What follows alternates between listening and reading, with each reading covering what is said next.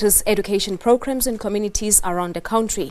They will be monitoring the process to see that all goes well. Now, to tell us more about this initiative, we are joined from our Cape Town studio by Nkosikhulule Nyembezi. He is the researcher, policy analyst, and human rights activist. I beg your pardon. Good morning and welcome to you. A very good morning to you as well, Palisa. Thank you very much indeed for coming through. Now, what is the role of civil election observers, specifically for this forthcoming municipal elections?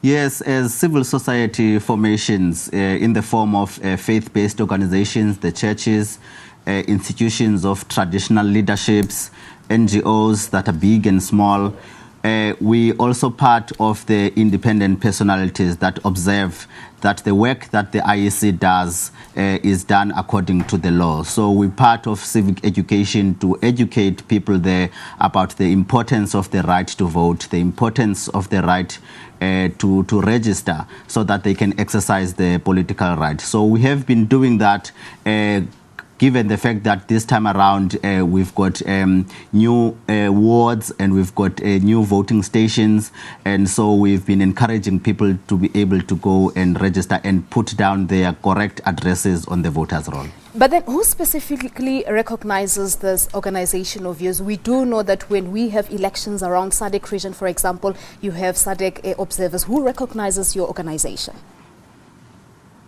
Well, it's the South Africans themselves. And as you say, in the electoral processes, there is a number of independent personalities that you find.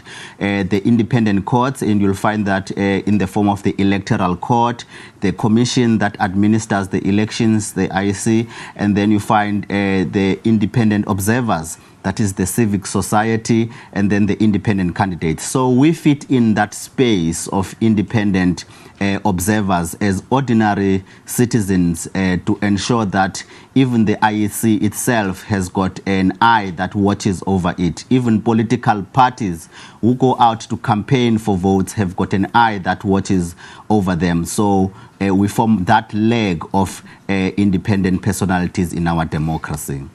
In which areas specifically will you be more visible, especially this coming weekend for registration processes?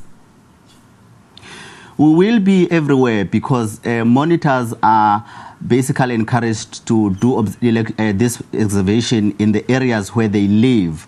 But we will be paying specific attention to areas that have got new ward boundaries. We know that the number of municipalities has been reduced from 270 something to 250 something. So that means that there will be new wards. We know that there are new settlements, whether it's informal settlements or new RTP houses.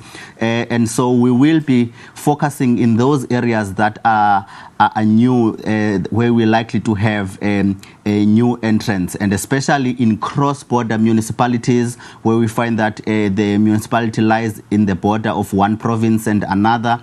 That is where we'll be concentrating our work. But insofar as we have been working, for example, with faith-based organizations, yesterday it was Women's Mañana meetings, and we have been saying every preacher, every minister of religion, they need to preach that message on the pulpit to say to people, go out and vote, and to give the information step by step that you need to bring your ID book or your smart card or your your ID certificate, and also to explain to people that they must put down a correct address so that they can be able to be located when the campaigns come, so that the campaigners can target their messages to the people, knowing that they've got the correct addresses on the voters' roll. Well, we're going to have to leave it right there. That's Nkosikhulule Nyembezi. He is the researcher, policy analyst, and human rights activities. They will be keeping an eye on the registration process coming this week. Later on, we'll also be talking to the IEC. I know that they voiced their concern yesterday that millions of South Africans